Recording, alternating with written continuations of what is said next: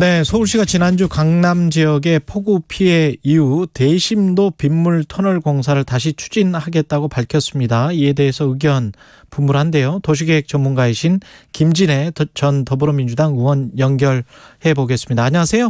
네, 안녕하십니까. 예, 그 집중호우 사태 때문에 피해가 컸었는데 이렇게 그 강수량이 단기간에 이렇게 급증을 하면 어쩔 수가 없는 겁니까? 어떻게 보세요? 근본적으로요. 예. 모든 방제를 우리가 열심히 하려고 노력을 하지만 방제를 완벽하게 막는다는 거는 그거는 불가능하다는 거를 인정하면서부터 시작을 해야 됩니다. 그렇죠. 예. 그러니까 거기서는 이제 인명 피해를 줄인다든가 재산 피해를 줄이는 이런 방식으로 가야지 완벽한 방제 대책이라는 거는 어렵습니다. 특히 이 시대의 기후변화 이런 시대에서는 더군다나 어렵다는 거를 일단 먼저 말씀드립니다. 예. 그럼에도 불구하고 이번 제가 요번에 호우 피해에 대해서 여러 가지 얘기들이 나오는데 특히 오세훈 시장한테는 몇 가지를 좀 여쭙고 싶은 게 있어요. 예. 뭐냐면 지난 10년 동안은 오세훈 시장이 아니었던 지난 10년 동안은 그러면 왜 수재 피해가 그렇게 심하지 않았는가? 그다음에 이번 집중호우에 관련된 경고가 나왔을 때 과연 제대로 빗물바지 점검을 하셨습니까? 하수구를 제대로 청소하셨습니까? 거기다가 수방 예산을 왜 그렇게 몇백억씩이나 그렇게 삭감을 하셨습니까? 이런 것들은 아주 기본이 되는 이런 것들에 대해서는 좀 여쭙고 싶습니다. 예. 네.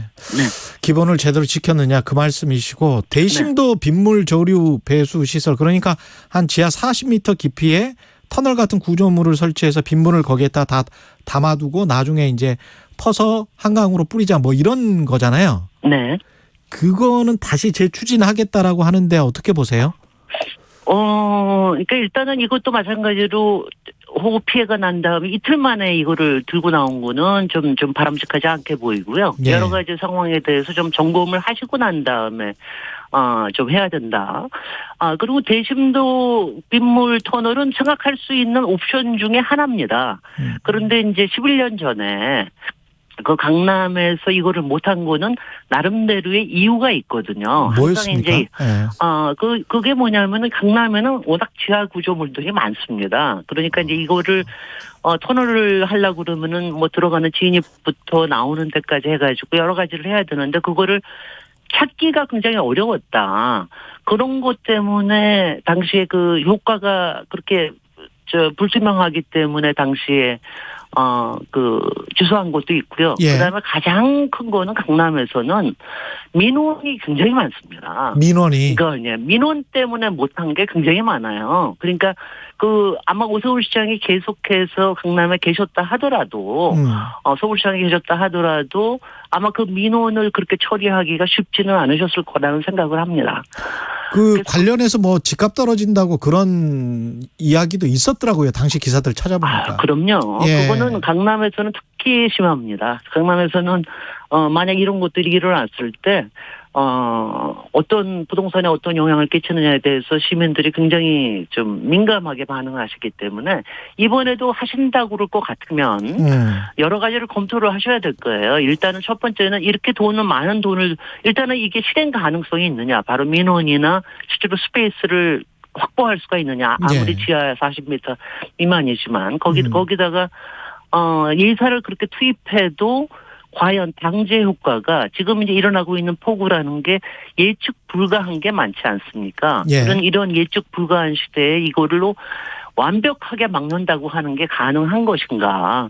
이런 것들을 그다음에 이제 비용 문제죠. 비용 그러네요. 문제를 어떻게 할 것이냐. 이거를 따져보고 하셔야지. 그리고 다른 대안들은 없는 것이냐.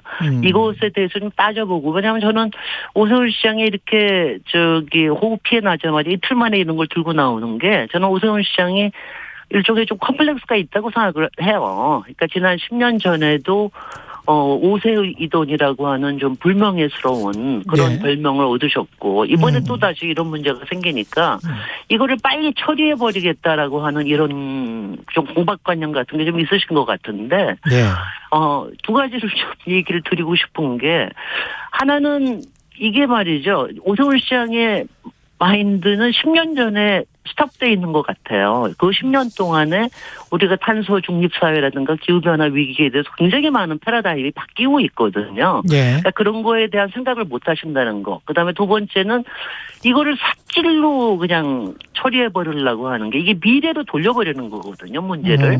문제 이거를 안 하면 안 됩니다. 그러니까 그 전에는 제가 책임질 일은 없습니다.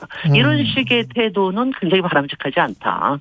이거를 말씀드리고 싶습니다. 미래 일로 돌려버리는 것이다. 네, 그렇죠. 이거 요번에도 양천 그 빗물 저류조는 그거는 실제로 실행을 했는데 그것 때문에 안 생기지 않았냐 이러지만 실제로는 그쪽에는 비가 별로 안 왔거든요. 그리고 빗물 저류조를 실제로 사용한 것도 50% 미만입니다. 그러니까 이런 게 다 비용하고의 관련이나 이런 게 있기 때문에 조금 좀 세심하게 들여다보셔야 될 문제가 있다고 생각을 합니다. 혹시 그러면 가능한 대안이나 이런 거는 뭐가 있을까요?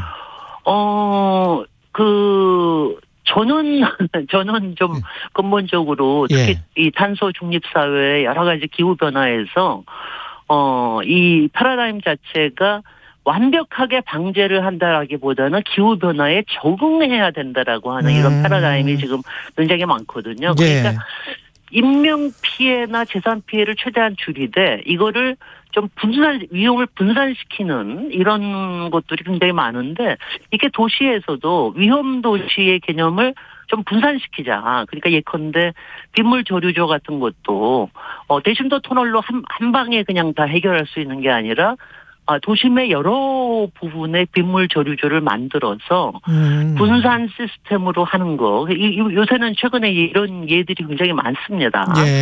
가령 광진구에도 스타시티 만들면서 꽤 큰 빗물 저류조를 만들었거든요. 이것처럼 특히 우리 사회에서는 대형 개발들이 많기 때문에 이런 대형 개발과 같이 이용을 하면서 그러면서 어떻게 이렇게 분산적으로 만드느냐. 특히 이제 대심도 빗물 저류조 강남 같은 경우에는 굉장히 신중해야 되는 게 지금 강남에는 분당선도 지금 이제 개통 이제 하고 있지 않습니까? 그다음에 이제 경부 지하 화도 진행이 될 거예요. 경부선도. 그렇죠. 그리고 이런 것들하고도 다 연결을 시켜야 돼요. 경부선 지하화할 때는 이른바 스마트 지하화라고 그래가지고 여러 가지 다기능을 집어넣어야 될 이런 가능성들이 굉장히 높거든요. 이런 것과 다 연결을 시켜서 얘기를 해야지 하나만 딱 맞는 된다 이렇게 생각하시면 좀 곤란합니다. 그러네. 자율주행차나 이런 것도 다 생각을 해야 되겠네. 그거 만들 때는. 그럼요. 그렇습니다. 그 반지하 문제도 아까 미래로 돌려버렸다 이런 말씀을 하셨는데 그 반지하 문제도 20만 원나 지금 되는데 이것도 앞으로 뭐 한 2020년까지 앞으로 한 20년 동안 뭐 해보겠다라는 건데 이게 현실성이 있는 이야기인가요? 저는 이 부분에는 정말 제가 분노를 하는데요. 이번에 5명이 피해를 보지 않았습니까? 인명피해가 있었는데 사실 그거는 인명피해는 막을 수 있었거든요. 왜냐하면 저는 이제 현실적으로 시행정을 해야 된다고 생각을 하는 게 이거는 예상이 됐던 문제고 이렇게 됐을 때는 이른바 표적 관리를 해야 됩니다. 왜냐하면 요새는 우리 코로나 같은 것도 하나하나 표적 관리를 하잖아요. 확진자나 이런 것처럼. 문제가 되는 이 집들은 미리 해가지고 하나하나 앱으로 알려드리고 문자로 알려드리고 다 미리 대피하실 수 있도록 했었어야 돼요. 그다음에 소방 문제도 마찬가지고 소방 문제는 행정부 행안부 장관의 문제지만 이런 것들부터 먼저 해놔야 된다는 거 하나. 그런 소프트웨어적인 대응이 필요했었다. 그럼요. 그것부터 작동이 돼야 되고 그다음에는 왜냐하면은 정말 모든 피해를 막을 수가 없습니다. 그러니까 아주 집중적인 피해만을 막을 수 있도록 굉장히 노력을 해야 되고요. 그 다음에는 이제 이 반지하에 관련된 거는 이제 뭐 거의 20년 동안 저희가 계속해서 문제를 안고 있는 건데. 우리 도시의 특별한 문제이기도 하지만 사실 외국에도 지하주택이 없지 않습니다. 유럽에도 가보시면 다 안 내려가서 지하주택 있고 그런데 우리하고 환경이 다른 건데, 이 반지하가 줄어들면서 법적으로 줄어들게 만들어 놨거든요. 줄어들면서 우리의 문제는 이른바 지옥고라고 하는 지하주택, 옥탑방, 고시원의 이 세 가지의 빈곤주택의 문제가 있지 않습니까? 옥탑방과 고시원의 주거가 늘었어요. 그게 한 또 40만 대입니다.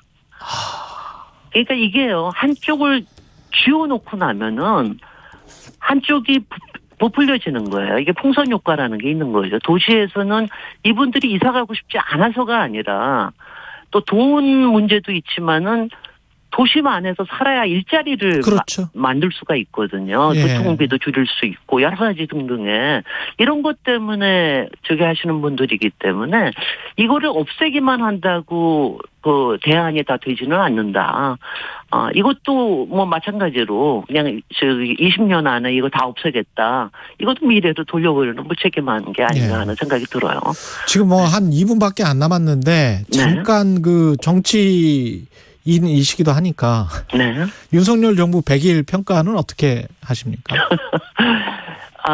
제가 오세훈 시장이 10년 전에 MB적인 토목 삽질에 머리가 이렇게 좀 고정돼 있다고 생각을 하시는데 예. 윤석열 그 대통령께서는 대통령으로서의 역할에 대해서 다시 한번 생각을 하셔야 된다. 검찰총장의 마인드로 국정을 다스리기는 굉장히 어렵다. 이번 수해 피해에서 여러 가지 태도 문제라든가 이런 문제를 거기서 탈피하지 않으시면은 국정이나 또 국민들의 걱정, 그쪽 국민들이 지금 가장 걱정하는 게 절망이라고 하는 이런 거를 생각하지 않게 대통령의 역할이 무엇인가에 대해서 깊이 생각해 보시기 바랍니다. 예. 네. 이에 반해 민주당도 지금 상황이 이제 전당대회 이후에 어떻게 진행이 될까요? 민주당은? 뭐 잘해야 되겠죠. 네. 국민에게 이제 한쪽이 절망을 준다 그러면 한쪽에서는 희망을 좀 줄 수 있도록 여러 가지 노력을 해야 되니까. 저는 이제 이제 만약 이재명 당대표가 되신다면 이재명 당대표는 현장의 문제를 쭉 처리해온 이런 역량이 있지 않습니까? 그런 점에서 아까 수해 피해라든가 이런 부분에 있어서도 자꾸 미래로 돌리거나 토목 삽질에만 매달릴 게 아니라 정말 국민들의 삶에 도움이 될 수 있는 이런 방향으로 여러 정책들을 내놓고 그다음에 저는 뭐 또 하나 굉장히 많이 기대하는 거는 이재명 당대표가 되시면은 솔직히 여의도의 문법에서는 조금 벗어나야 되지 않을까. 그 점에서 정치 개혁의 과제들, 국민들이 정말 절망을 하고 있기 때문에 정치 개혁의 과제들을 피하지 마시라. 정면 승부하시라. 뭐 이런 말씀을 드리고 싶습니다. 정치 개혁이라면 뭐 개헌이나 뭐 이런 거를 말씀하시는 거예요? 아니죠.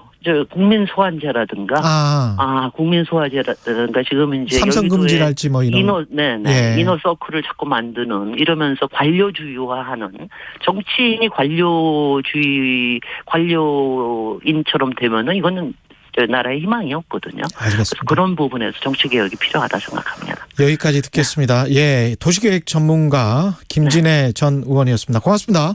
네, 고맙습니다. 예, 잠시 후 2부에서는 김대중 전 대통령 서거 13주기 맞아서 문희상 전 국회의장 만나보고요. 김기현 국민의힘 의원 연결하겠습니다.